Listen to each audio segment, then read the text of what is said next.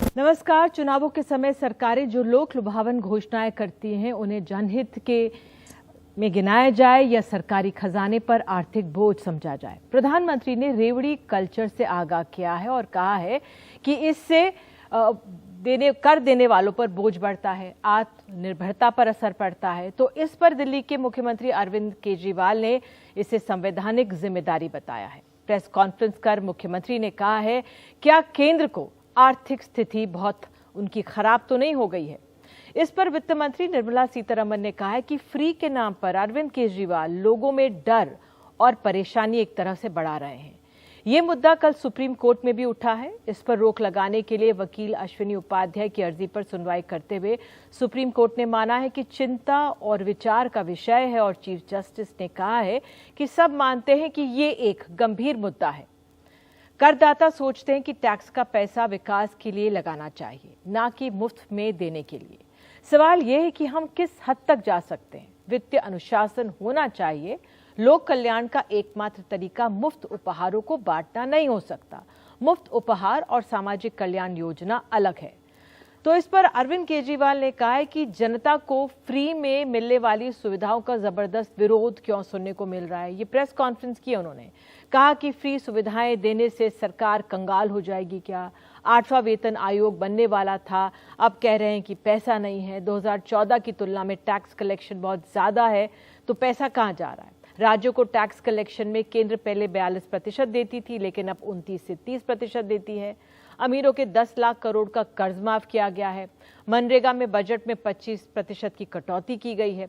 तो बीजेपी ने जवाब दिया है और कहा है कि अरविंद केजरीवाल झूठ फैला रहे हैं।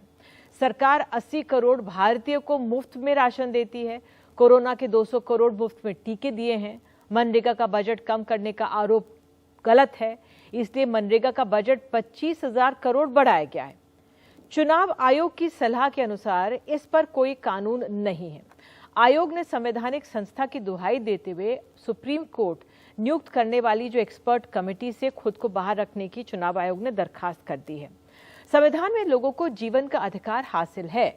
आरबीआई के अनुसार सार्वजनिक वितरण प्रणाली, रोजगार, स्वास्थ्य और शिक्षा की योजनाएं जन कल्याण करने के साथ अर्थव्यवस्था को पुष्ट करती है। लेकिन फ्री बिजली, पानी, सार्वजनिक यातायात, ऋण माफ जैसी चुनावी रेवड़ियां उत्पादकता में कमी लाने के साथ गरीबी, असमानता और बेरोजगारी के दुष्चक्र को बढ़ाती हैं। अन्ना आंदोलन के दौर में मोदी ने भ्रष्टाचार के खात्मे और केजरीवाल ने गवर्नेंस में बदलाव के नाम पर सत्ता हासिल की, लेकिन फिर राहें अलग अलग हुई। आरबीआई के अनुसार विकास और बुनियादी ढांचे के नाम पर लिए गए कर से मुफ्त की रेवड़ियां बांटने की वजह से राज्यों की हालत खस्ता हो गई है। संविधान के अनुच्छेद 324 के तहत अधिकारों का इस्तेमाल कर टीएन सेशन ने चुनावी व्यवस्था को दुरुस्त कर दिया था, लेकिन अब तो हालात ही बदल चुके हैं। बहरहाल जो मूलभूत इंफ्रास्ट्रक्चर पर काम कम और रेवड़ियों का सहारा लेते हैं क्या राजनीतिक दल। गरीबी हटाओ, राइट टू एजुकेशन, 15 लाख नौकरियां, फ्री बस सेवा, लैपटॉप, टैबलेट, साइकिल कितने कारगर साबित हो रहे हैं। क्या मतदाताओं को रेवड़ी बांटना घूसखोरी है राजनीति में। और रेवड़ी कल्चर धर्म, जाति के नाम पर क्या राजनीति करना ही जैसा है। हमारे साथ बेहद खास मेहमान हैं, आपको बता दें हमारे साथ मौजूद हैं आरती मेहरा बीजेपी से, संजीव झा आम आदमी पार्टी से हमारे साथ हैं, आलोक शर्मा कांग्रेस से और विनोद अग्निहोत्री वरिष्ठ पत्रकार हमारे साथ यहाँ पर मौजूद हैं। सबसे पहले मैं आरती जी के पास ही आऊंगी। आरती जी, आप तो दिल्ली की राजनीति को बखूबी समझती हैं। ये जो रेवड़ी कल्चर का प्रधानमंत्री का तंज था, इसे लोग कैसे समझें, क्योंकि तमाम राजनीतिक दल हैं लोगों को लुभाने के लिए, एक तरह से शॉर्टकट भी कहा जा सकता है, उसका प्रयोग करते हैं। जी निधि जी, सबसे पहले बहुत धन्यवाद करती हूँ आपको इस विशेष, क्योंकि ये बहुत ही दिल्ली से जुड़ा हुआ सब्जेक्ट है। दिल्ली क्या, देश के पूरे भारतवासियों से, क्योंकि हमने अभी श्रीलंका की हालत देखी, वेनेजुला की हालत देखी, कंबोडिया की हालत देखी, और जो टिप्पणी माननीय देश के प्रधानमंत्री नरेंद्र मोदी जी ने की रेवड़ियां बांटना, क्योंकि डिफरेंस है वेलफेयर स्कीम में और रेवड़ी बांटने में, मुफ्तखोरी देने में। तो मुफ्तखोरी जिस प्रकार से दी जा रही है, और खास तौर पे दिल्ली को हम इतनी क्लोजली देख रहे हैं कि इलेक्शन जब आता है तो इलेक्शन जीतने के लिए कुछ भी करने को तैयार है, चाहे आपका बजट अलॉट करता है या नहीं, चाहे आपने पिछले 5 साल से लोन का एक भी पैसा दिया है या नहीं, चाहे आपसे जुड़ी हुई सारी कंपनियां जिस प्रकार से घाटे में चल रही हैं और दिल्ली का बुरा हाल होता जा रहा है। आम पब्लिक जो टैक्स पेयर है वो अपने आप को ठगा हुआ महसूस करता है। उसको ऐसा महसूस होता है कि जो मेरा, अब आप देखिए बिजली के बिल जो है वो किस हद तक बढ़ चुके हैं। एक्चुअली 2400 रुपए का जो बिल होता है वो 4500 के करीब आता है। टैक्सेस इतने ज्यादा बढ़े हुए हैं। तो आज बहुत बड़ा प्रश्न है कि ये एजुकेशन के नाम पे जो इन्होंने कहा कि 20% हम बजट का कुल खर्च करेंगे, लेकिन 20 में से ये इनका बजट लैप्स हो जाता है। 1031 स्कूल है, उसमें लगभग 715 में तो प्रिंसिपल नहीं है, 440 में वाइस प्रिंसिपल नहीं है। लेकिन संजीव झा, अगर क्योंकि जो स्कूल है रोल मॉडल है दिल्ली सरकार का, लगातार कहा जाता है किस तरह से जो तमाम विदेशी हमारे नेतागण आते हैं, विशिष्ट लोग आते हैं, उनको दिखाया जाता है। अब ये कह रही हैं कि भाई वाइस प्रिंसिपल नहीं है, ये नहीं है, क्या कहेंगे आप? मुझे लगता है कि आरती जी या तो व्हाट्सएप से सारी जानकारी लेती हैं, कभी दिल्ली स्कूल जाके उन्होंने नहीं देखा। आपने बिल्कुल ठीक कहा कि आज दिल्ली के सरकारी स्कूल टूरिज्म का हब बन गया है। देश से विदेश से जब लोग आते हैं तो सबसे पहले जाकर दिल्ली के सरकारी स्कूल देखते हैं, और सरकारी स्कूल की प्रशंसा कोई मैं नहीं, देश विदेश से आने वाले लोग कर रहे हैं। और जिस तरह का रिजल्ट दिल्ली के सरकारी स्कूल का आ रहा है वो सबके सामने है। तो मुझे लगता है कि अगर स्कूल ना जाए, ऐसे बैठ के कोई जानकारी इकट्ठा करके बातें बोलते तो आप बोल सकते हैं, लेकिन दिल्ली के 5 साल के सरकारी शिक्षा, सरकारी स्कूल में जो बदलाव हुए हैं वो अपने आप में एक रिसर्च का विषय है। अब जो दूसरी बात आप अभी कह रहे थे वो बड़ा इंपॉर्टेंट है। देखिए, मुझे लगता है कि जो आज जिसको फ्री रेबरी कह रहे हैं, और मुझे लगता है आरती जी के शब्द से मुझे आपत्ति है, जिसको मुफ्तखोरी कर रहे हैं। मैं कहता हूं कि अब अगर किसी सांसद को फ्री बिजली मिल जाए, सांसद को फ्री ट्रांसपोर्ट मिल जाए, सांसद को सब चीज फ्री मिल जाए तो वो मुफ्तखोरी नहीं है। अगर जनता को आपने दे दिया बिजली फ्री, अगर जनता को दे दिया आपने शिक्षा फ्री, जनता को स्वास्थ्य फ्री दे दिया तो वो मुफ्तखोरी है। तो मुझे ये लगता है कि ये इस तरह से दिल्ली के जनता का अपमान करना है जब ये इसको मुफ्तखोरी कहते हैं। पहले दूसरी बात। तीसरी बात, मुझे लगता है कि अब इस देश को तय करना पड़ेगा। एक तरफ आप 10 लाख करोड़ आप बड़े बड़े इंडस्ट्री के लोन आप माफ कर देते हैं। एक साल की बात करूं तो 5 लाख करोड़ आप उसके लोन को वेव ऑफ कर देते हैं आप। दूसरी तरफ अगर आप जनता के टैक्स के पैसे को जनता को देते हैं तो आप कहते हैं मुफ्तखोरी है। आम आदमी पार्टी पर यह आरोप भी लगता है कि आप काम कम करते हैं, अपनी मार्केटिंग ज्यादा करते हैं, उस पर भी कई करोड़ ज्यादा, वो उस पर मैं आऊंगी, उस पर भी मैं आऊंगी, लेकिन आलोक जी आपके पास आऊंगी। मैं आपसे समझना चाहूंगी, कांग्रेस मनरेगा लेकर आई थी और उसका हाल हमने देखा और वो चर्चा में रहा। मुख्यमंत्री अरविंद केजरीवाल ने आरोप लगाया केंद्र सरकार पर कि उसका बजट कम किया गया। केंद्र सरकार की तरफ से जवाब दिया गया, नहीं, हमने बजट कम नहीं किया गया है। लेकिन ये एक ऐसी योजना थी जिससे 100 दिन का रोजगार गरीबों को, अति जो गरीब हैं, किसान मजदूर हैं, उनको मिल रहा था। ये एक योजना थी। लेकिन गरीबी हटाओ का भी हमें वायदा कब से सुनाई दे रहा है? हमारा देश जिस तरह से परिस्थितियों से गुजरा है, तो अपने आप में ये रेवड़ी में कब बदला, कैसे बदला, कांग्रेस क्या कहेगी? देखिए, मुझे लगता है कि जिस तरह से गरीबी हटाओ की बात है तो यूपीए 1 और यूपीए 2 में ही मात्र 12.5 करोड़ लोग गरीबी रेखा से बाहर आए और अब 22.5 करोड़ लोग वापस गरीबी रेखा के नीचे चले गए। ये जो आंकड़ा रखा मैंने गरीबी रेखा का, गरीबी हटी कि नहीं, बिल्कुल हटी। देश के अंदर गरीबी, देश के पर कैपिटा इनकम 34 रुपए 32 रुपए से आज 1 लाख रुपए के करीब हो गई। ये कांग्रेस पार्टी की ही शासनकाल में तमाम चीजें हुई। अब बात आती है कि रेवड़ी है नहीं है, देश के प्रधानमंत्री को बताना चाहिए। 333 सांसद लेकर एक देश के प्रधानमंत्री को वेलफेयर स्कीम और रेवड़ी का फर्क ही नहीं पता चल रहा है। बीजेपी के दिल्ली के प्रवक्ता सुप्रीम कोर्ट चले जाते हैं, पीआईएल लगा देते हैं। अब सुप्रीम कोर्ट के पास बाकी तमाम मुद्दों के लिए तो समय नहीं है, क्योंकि मोदी साहब ने मुद्दा उठा दिया है, तो अब कोर्ट भी इसको लेगी।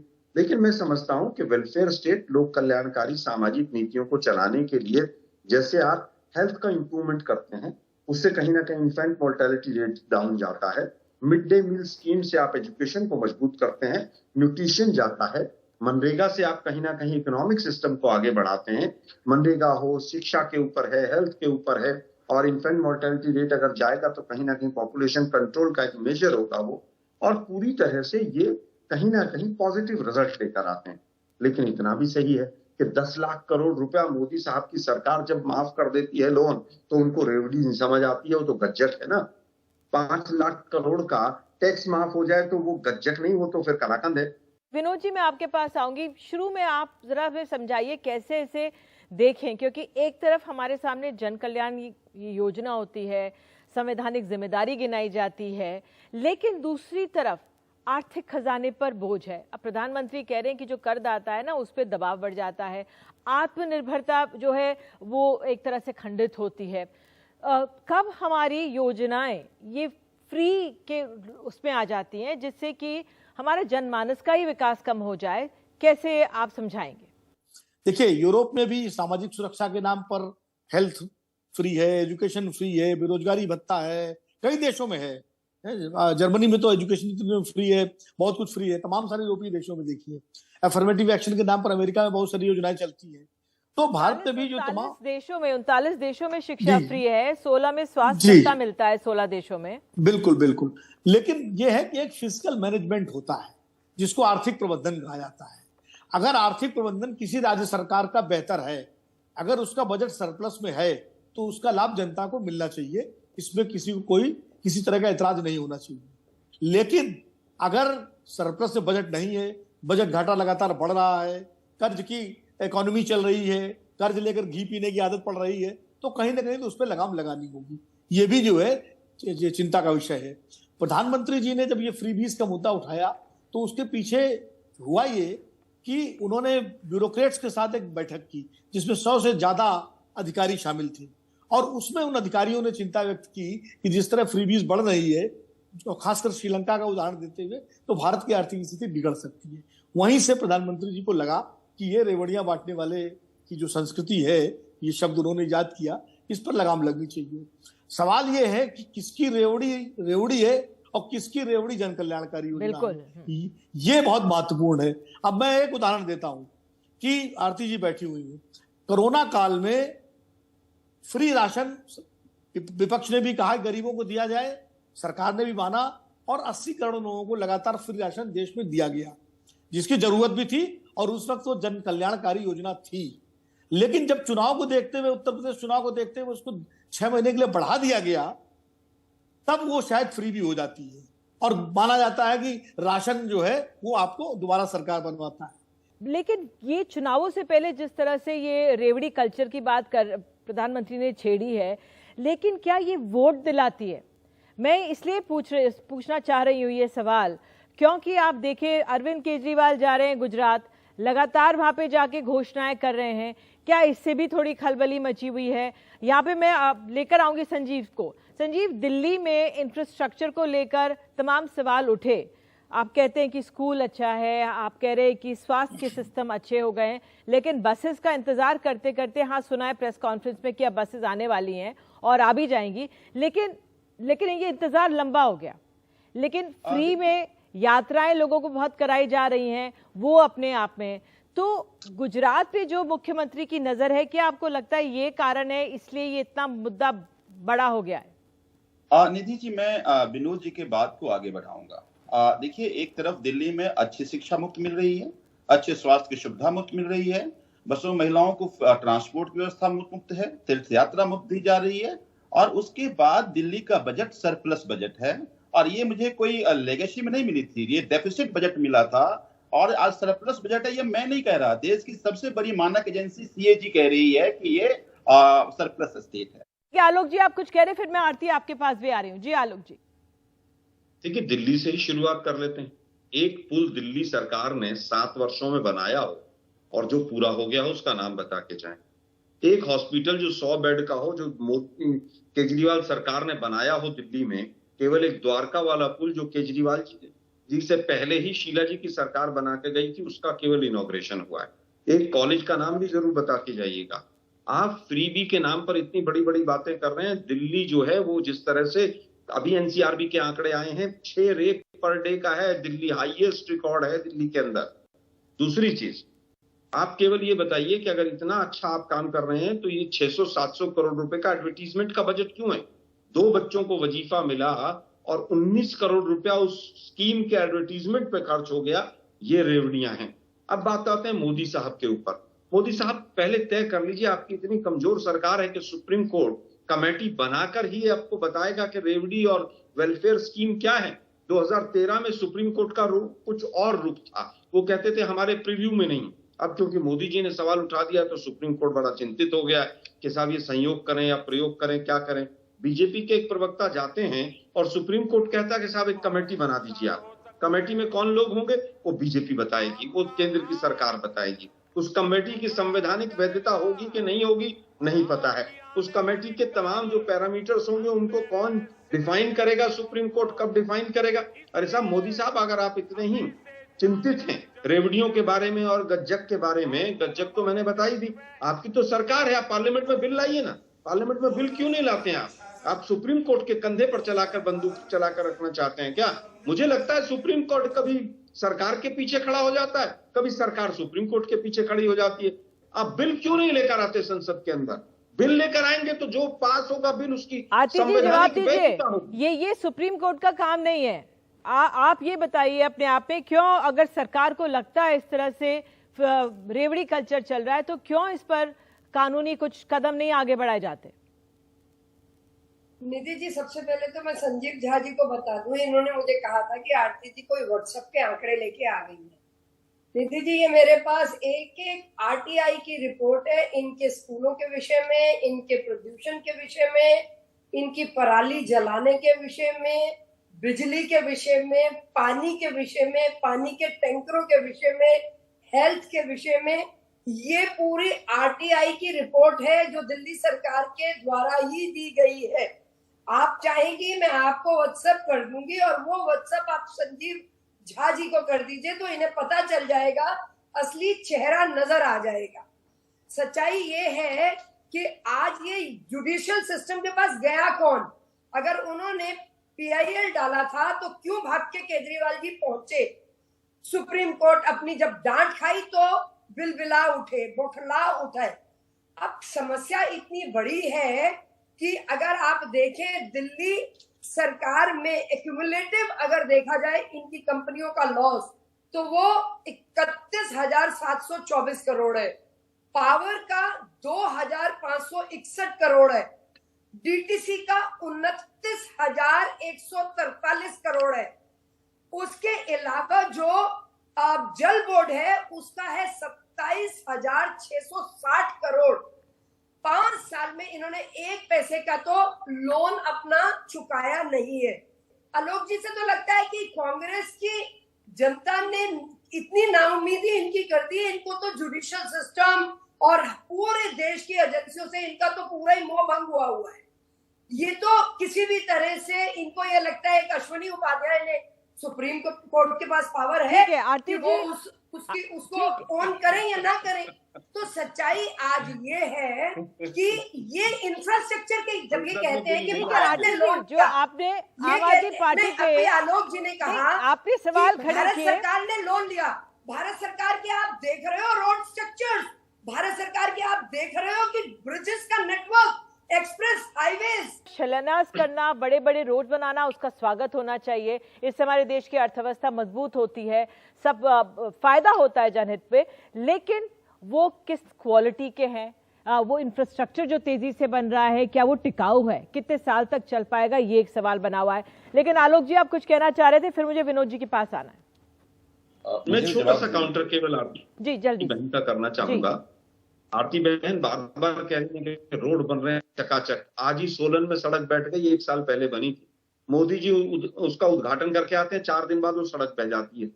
जिस समय मोदी साहब सरकार में आए, एनएचएआई के करीब टोल थे, आज हिंदुस्तान में 2700 टोल हैं और 3 गुना टोल की कीमत बढ़ गई। दिल्ली से गुड़गांव जाते थे 35 रुपए का टोल लगता था, मानेसर में आज 90 रुपए का है। किसको बेवकूफ बना रहे हैं आप? सब के सब जितने हाईवेज बन रहे हैं बॉट पे हैं, बिल्ट ऑपरेट एंड ट्रांसफर।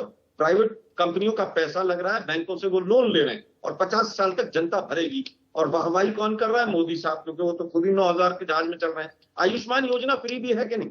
आप बताइए कि 80 करोड़ लोगों को राशन देना फ्री भी है कि नहीं? शौचालय बनाना फ्री भी है कि नहीं? फ्री सिलेंडर का झुंझुना फ्री भी है कि नहीं? 15 लाख की झूठ बोलना, 100 स्मार्ट सिटी 2022 में सबको घर मिल जाएगा, सबकी आमदनी डबल हो जाएगी, हवाई चप्पल वाला हवाई जहाज में चला जाएगा और 2 करोड़ रोजगार मिल जाएंगे। ये झूठ जो बोला था, वो बुलेट ट्रेन में बैठ के जब आएंगे आप, ये सब झूठ जो बोला था ये भी फ्री भी है कि नहीं है? जरा इसका भी उत्तर दे दीजिए आप। विनोद जी, क्या ये जो रेवड़ी कल्चर या जो आलोक जी कह रहे गजक कल्चर या ये वाहवाही का जो कल्चर है, क्या ये वोट जल्दी दिलाता है? क्योंकि जो तमाम राजनीतिक दल हैं, जब चुनाव होते हैं उससे पहले जो राज्यों में एक तरह से तमाम नेता पहुंच जाते हैं और तमाम ऐलान कर देते हैं, स्पेशल स्टेटस की बात करते हैं, वो कभी स्पेशल स्टेटस नहीं मिलता है, तमाम वायदे किए जाते हैं, लेकिन क्या वो वोट दिला देते हैं? और उसके बाद जनता को तो भूल जाते हैं, कोई भी राजनीतिक दल हो।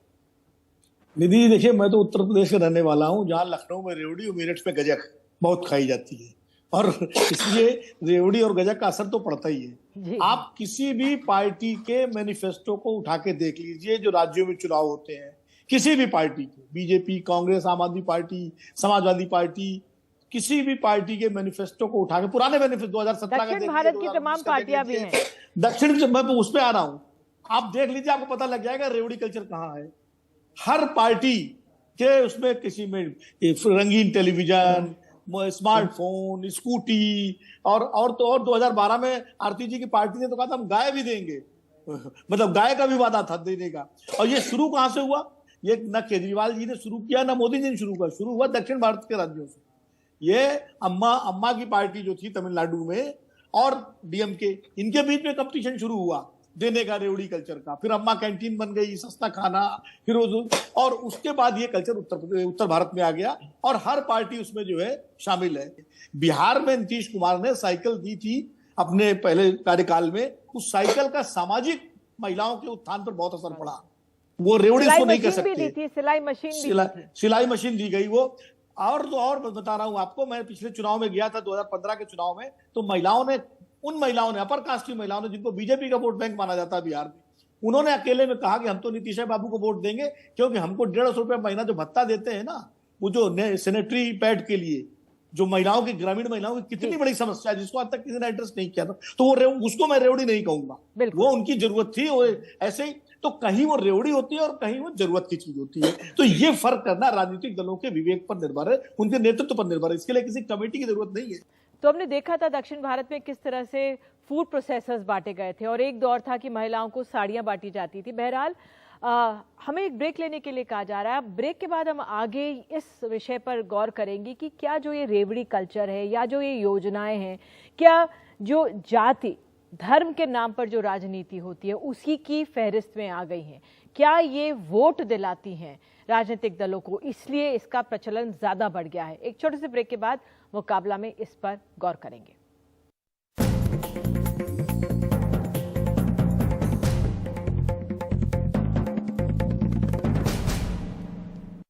तो हम रेवड़ी कल्चर पर बात कर रहे हैं और इसका प्रचलन क्यों बढ़ा है, तमाम राजनीतिक दल इसका क्यों प्रयोग करते हुए नजर आते हैं। क्या ये वोट पाने का एक शॉर्टकट तरीका है, जो आपका दायित्व दिया गया है काम करने का उस पर काम ना करें, लेकिन इस तरह के आप वायदे कर दें, झुंझुना दिखा दें और इस पर आपको वोट मिल जाएगा? विनोद जी, मैं आपके पास सबसे पहले इसमें आप ही से समझना चाहूंगी, क्या ये एक शॉर्टकट मान लिया जाए और इससे चुनावों से पहले जब इसको ज्यादातर प्रयोग किया जाता है, क्या ये वोट पाने का जरिया है? क्योंकि आप इंफ्रास्ट्रक्चर का काम भले ही कर लें, आप बहुत शिलान्यास कर लें, आप अच्छे स्कूल बना दें, अच्छे अस्पताल बना दें, आप रोजगार भी बना दें, लेकिन जब ये फ्री शब्द जुड़ जाता है तो इससे वोट आसानी से मिलता है। क्या ऐसा है? देखिए, भारत में चुनाव धारणा और भावना पर होते हैं। यहां तथ्यों से कोई मतलब नहीं किसी को कि तथ्य क्या है। जैसा परसेप्शन बन जाता है और जैसी भावनात्मक अपील हो जाती है, वो लोगों को अपील कर जाती है और वोट उसी हिसाब से पड़ते हैं। तो जो ये मुफ्त चीजें देने की बात है, ये भी धारणा बनाने में बहुत सहायक होती है कि अरे भाई देखिए फलाने पार्टी की सरकार आ जाएगी तो बिजली फ्री मिल जाएगी, पानी फ्री मिल जाएगा, बस फ्री हो जाएगी, राशन फ्री होगा, फ्री में लैपटॉप मिल जाएगा, फ्री में बेरोजगारी भत्ता मिल जाएगा। तो ये एक पूरा एक परसेप्शन बनता है और लोगों को लगता है कि भाई ठीक है, अगर जो फ्री में देने वाली सरकार आ रही है तो इसको वोट दिया जाए।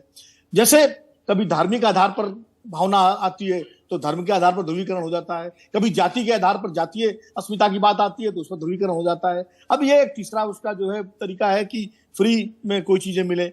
सच्चाई ये है कि दुनिया में फ्री कुछ नहीं होता है, आप बेहतर दीजिए। और मैं बार बार कह रहा हूं, अगर राज्यों के पास सरप्लस पैसा है तो जनता को उसका लाभ मिलना चाहिए और इसमें कोई किसी को एतराज नहीं होना चाहिए, क्योंकि वो पैसा जनता का ही है, जनता के टैक्स का है। आरती जी, हमने उत्तर प्रदेश के भी चुनाव में देखा किस तरह से राशन दिया गया, उसका बहुत फायदा हुआ। फिर जो 20 और 80 का बयान था, 20% और 80% का बयान था, उसका भी फायदा मिला, वो एक हकीकत है। लेकिन बीजेपी ने देखा है किस तरह से पंजाब में स्थिति बनी, देखा है किस तरह से दिल्ली में स्थिति बनी। तो क्या ये एक चिंता की बात है, इसलिए इसको पुरजोर तरीके से उठाया जा रहा है? क्योंकि अरविंद केजरीवाल लगातार फ्री की बात करते हैं। जी, अरविंद जी बहुत शॉर्ट टर्म देखते हैं और जो कहते हैं उस पे प्रॉपर काम न करके उस पे कार्य करते हैं। जो आंकड़े देते हैं वो बिल्कुल झूठ के आंकड़े देते हैं। मैं आपको एक एग्जांपल दूंगी कि पूसा इंस्टीट्यूट से इन्होंने कहा कि हम एक स्पेशल घोल बनवाएंगे, उसका छिड़काव करेंगे पराली के लिए। अब इन्होंने घोल पे खर्च किया 38 लाख रुपए, छिड़काव पे किया 64 लाख रुपए और अपने प्रचार पे किया 24 करोड़ रुपए और इसका फायदा हुआ 955 किसानों। Total number 950। ये आरटीआई से रिपोर्ट आई है जो दिल्ली के डिपार्टमेंट के द्वारा दी गई। इन्होंने कहा कि हम पोल्यूशन के लिए, इन्होंने दिल्ली की जनता से पैसा इकट्ठा किया, सेस टैक्स लगाया, 1286 करोड़ रुपया इकट्ठा किया, 272 खर्चा किया, जिसमें 265 करोड़ जो था वो दिल्ली मेरठ रैपिड उस पे खर्च हुआ। उनकी मार्केटिंग और ब्रांडिंग बिल्कुल बीजेपी की टक्कर की है। क्या यही चुनौती है? मैं ये आपसे समझना चाह रही हूँ। इसमें आलोक जी की पार्टी पीछे रह जाती है। चुनौती का बिल्कुल सवाल नहीं उठता। ठीक है, नरेंद्र मोदी जी जिस प्रकार से कार्य करते हैं, देश के प्रधानमंत्री जी, ठीक है, आप कह रहे चुनौती का सवाल नहीं है। संजीव झा के पास आती हूँ। संजीव, थोड़ा समय दीजिएगा, चूंकि पहले मुझे कमेंट करने का आपने मौका नहीं दिया था। मैं पहले आरती जी और आलोक जी ने कहा था, मैं उनका जवाब पहले दे देता हूँ। आलोक जी ने कहा कि दिल्ली में एक स्कूल का नाम बताइए जो नया खुला हो। तो मेरे ख्याल से आलोक जी मेरे मित्र हैं, मैं जानता हूँ, ये द्वारका में रहते हैं, द्वारका में ही 8 स्कूल है। कभी घूम आइएगा, सेक्टर 17 में, सेक्टर 22 में, वो सारा डिटेल मैं आपको भेज दूंगा। अस्पताल की बात करिए, आप द्वारका में रहते हैं, द्वारका में नया अस्पताल बना है, बगल में अम्बेडकर नगर में बना है। मैं बुराड़ी का विधायक हूँ, बुराड़ी अस्पताल बना है, बहुत सारे अस्पताल है, वो भी कभी घूम लीजिएगा। दूसरी बात, आरती जी ने बड़ा इंपॉर्टेंट कहा कि अब सारे फाइलों का चेक हो रहा है, अब पता चलेगा इनको। देखिए, एक सुंगलू कमिटी बनी थी, आपको याद होगा, उस सुंगलू कमेटी ने दिल्ली सरकार के किए गए एक फाइल को खंगाला और एक चौबन्नी का कोई किसी तरह की गड़बड़ियां नहीं मिली। और मैं नहीं, ये सीएजी कह रहा है, बार बार कह रहा हूं कि दिल्ली सरप्लस स्टेट है। तो ये अपने आप में दर्शाता है कि दिल्ली की वित्तीय प्रबंधन और दिल्ली लोक कल्याणकारी राज्य कैसे है। अब जो आपने बताया ये बहुत इंपॉर्टेंट है कि आज प्रधानमंत्री अचानक रेवड़ी की बात क्यों करने लगे। देखिए, आज जब आम आदमी पार्टी जनता के किए गए एक प्रॉमिस को पूरा कर रही है और आम लोग अरविंद केजरीवाल पे भरोसा करना शुरू कर दिए। अब हो क्या रहा है कि देश में 2 तरह के मॉडल हैं।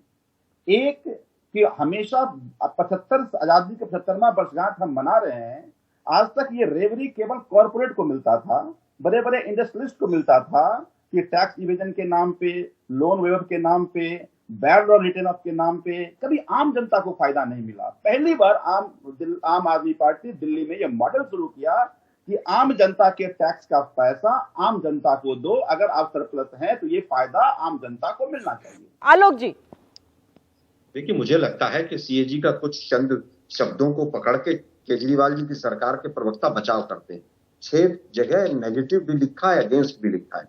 आप देखिए कि किस तरह से 1100 शराब के ठेके खोलने पड़े कि दिल्ली की सरकार को। सबसे पहले कोरोना के काल में 1 महीने में हमारे पास तनख्वाह देने के लिए नहीं है, सबसे पहले हमें शराब के ठेके खोलने पड़ेंगे। राघव चड्ढा ने डिमांड की थी मीडिया के सामने आकर।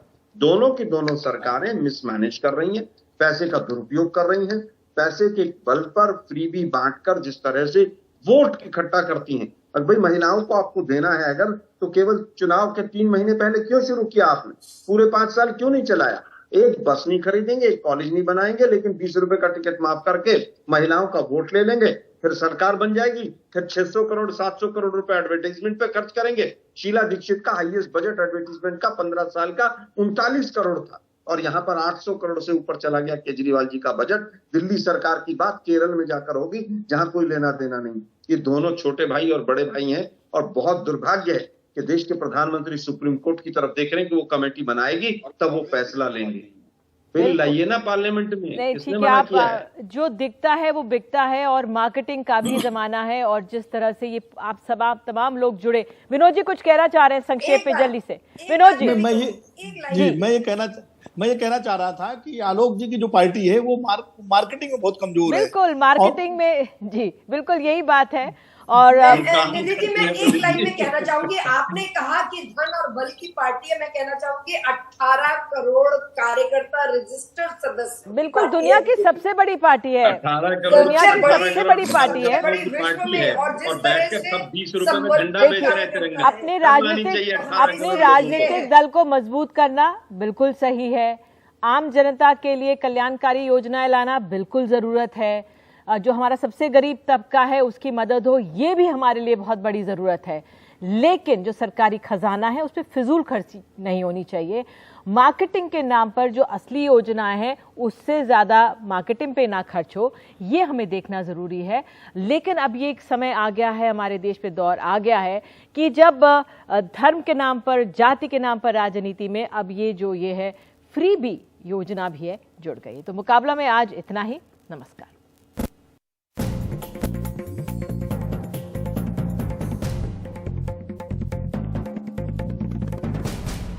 जिस प्रकार से दी जा रही है, और खास तौर पे दिल्ली को हम इतनी क्लोजली देख रहे हैं कि इलेक्शन जब आता है तो इलेक्शन जीतने के लिए कुछ भी करने को तैयार है, चाहे आपका बजट अलॉट करता है या नहीं, चाहे आपने पिछले 5 साल से लोन का एक भी पैसा दिया है या नहीं।